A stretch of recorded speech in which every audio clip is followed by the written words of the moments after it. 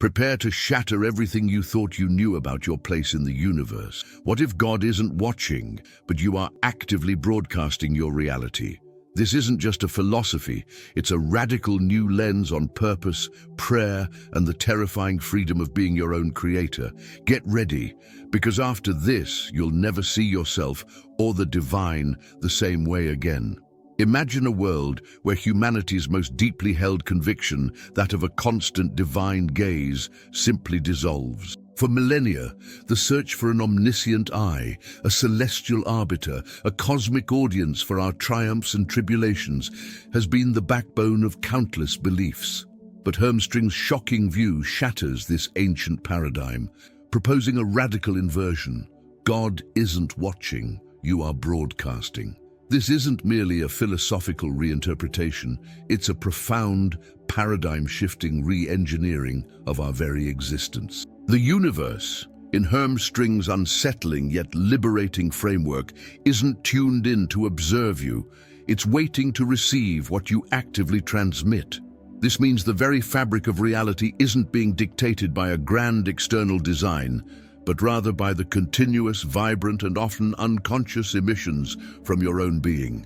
It's a fundamental shift from being a passive recipient of divine will to becoming an active, relentless broadcaster of your own reality.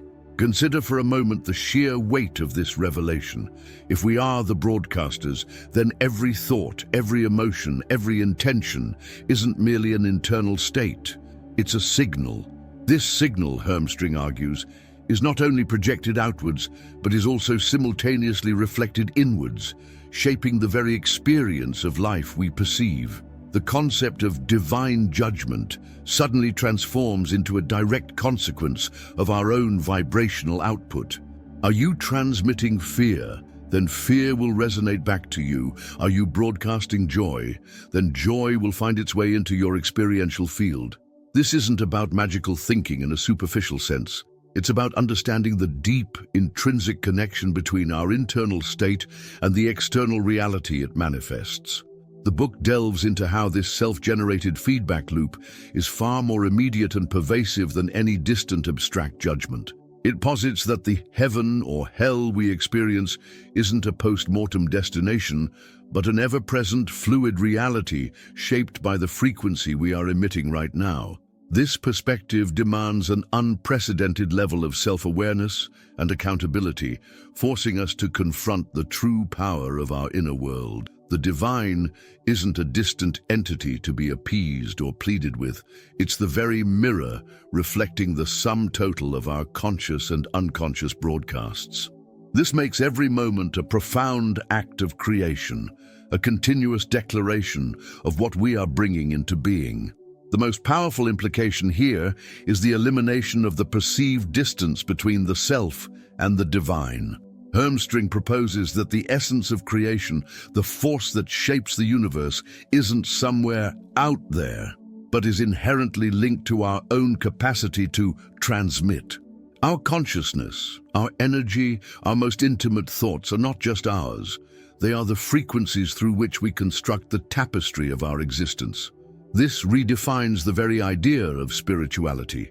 Instead of seeking the divine, we are challenged to recognize that we are an integral part of the divine process of creation. We are not observed, but we are the ultimate observers of the reality that our own transmissions draw into being. This is the shocking view, the revelation that the power we have always attributed to a God is, and always has been, pulsating within us, waiting to be consciously directed. It's a call to awaken to the magnitude of our own agency and to the monumental responsibility that accompanies the ability to transmit our own reality. It means every personal choice, every internal dialogue, every external action is not just a ripple in your personal pond, but a wave in the cosmic ocean, defining the very nature of the divine experience you inhabit. This shift fundamentally alters our relationship with concepts like destiny, fate, and even serendipity, reframing them as direct manifestations of our consistent, ongoing energetic output.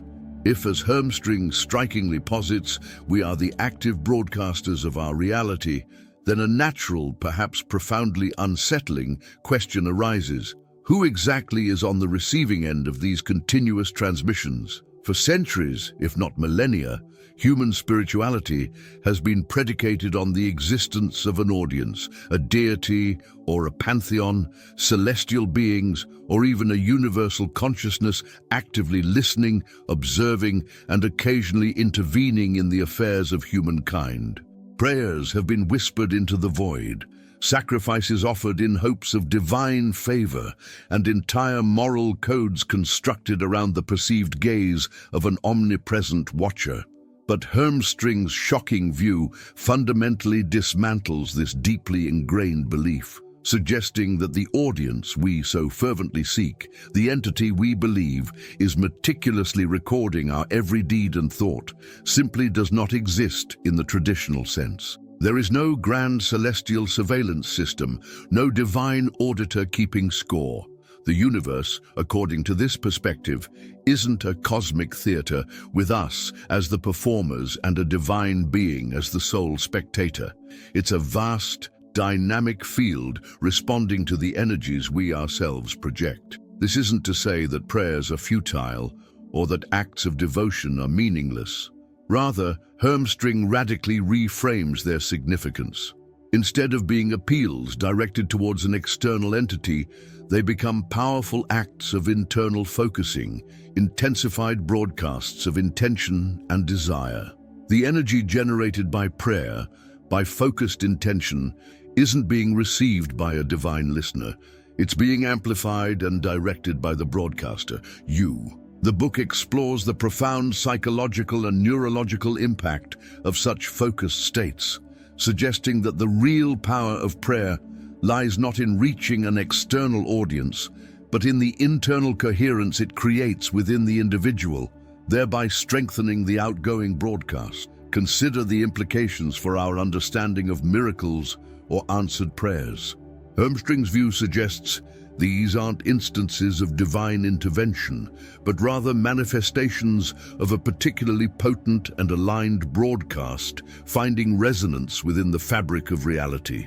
The disappointment and disillusionment that often accompany unanswered prayers can then be understood not as a deity turning a deaf ear, but as a misalignment or weakness in the original broadcast. The focus shifts from entreating an external power to cultivating inner congruence and clarity of intention. The end of the traditional audience, while potentially isolating for those accustomed to a watchful deity, also ushers in an era of radical self-empowerment. If no one is watching in the way we've been taught, then the responsibility for our lives, for the reality we experience, falls squarely upon our own shoulders and the nature of our ongoing transmission. Hermstring argues this is where true spiritual maturity begins, when we shed the dependency on external validation or intervention and step into our inherent power as reality broadcasters. It implies that every moment of deep meditation, every act of sincere gratitude, every focused visualization isn't about impressing or convincing an outside force. It's about fine-tuning your own signal, purifying your own broadcast to manifest the desired outcome. The very act of devotion becomes an internal alchemy, transforming your own energetic output rather than seeking permission or grace from above. This shift can be unsettling, even terrifying, for those accustomed to a universe with a benevolent, intervening presence. Yet, it also liberates us from the constraints of waiting, hoping, and pleading, placing the immense power of creation directly within our own hands. If we are indeed broadcasters, and there's no traditional audience meticulously monitoring our every move, then the implications for our individual reality become profoundly stark.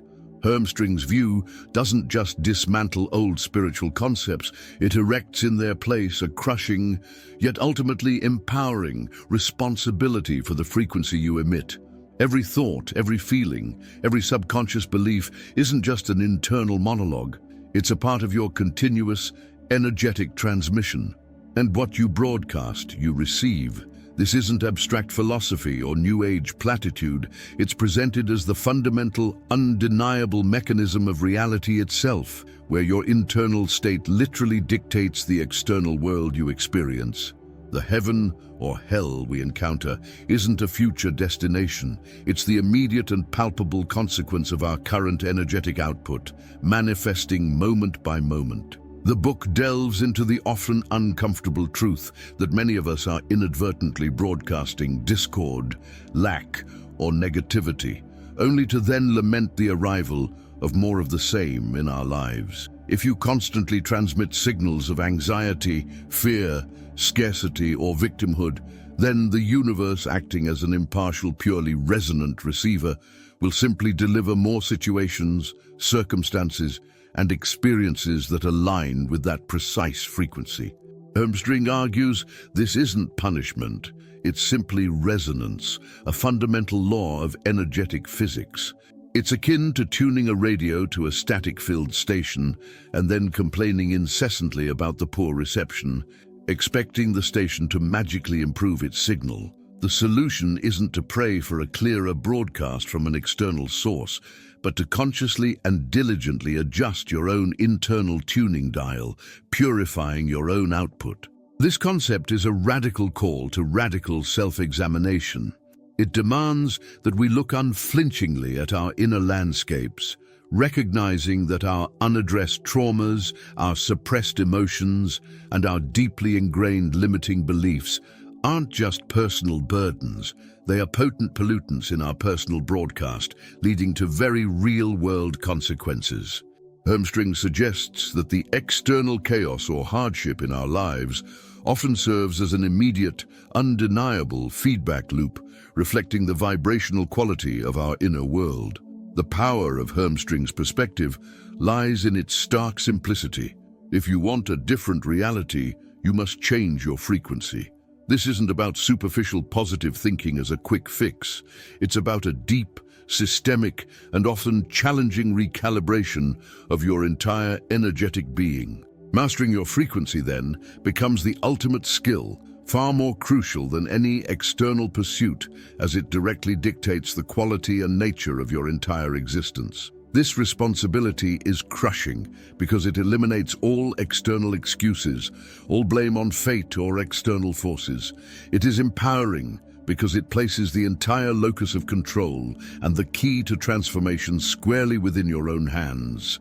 You become the ultimate alchemist of your reality, continuously mixing the ingredients of your thoughts, emotions, and beliefs into a potent brew that inevitably manifests your personal heaven or hell.